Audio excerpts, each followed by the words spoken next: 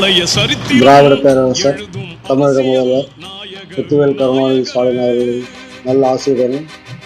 துணை முதல்வர் கழகத்தின் இளைஞரணி செயலாளர் அண்ணன் உதயநிதி அவர்களின் நல்வாழ்த்துக்களுடன் நம்மையெல்லாம் வழிநடத்தும்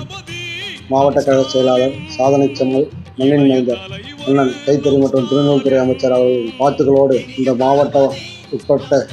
அனைத்து மக்களுக்கும் பணப்பாக்கம்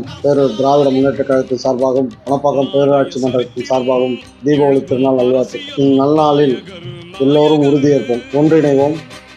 ஓரணியில் தமிழ்நாடு,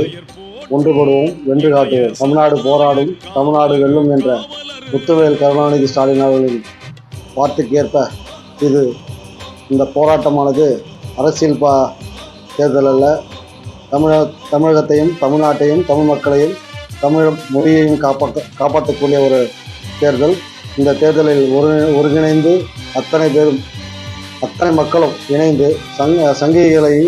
சங்கிகளோடு துணையாக நிற்கும் துரோகிகளையும் தமிழின துரோகிகளையும் வென்றெடுக்க நாம் அனைவரும் ஓரணியில் திரள்வோம் என்று உறுதியேற்று இந்த தீபாவளி திருநாளில் இந்த தமிழ்நாடு மீண்டும் ஒளிமயமான தமிழகம் அமைய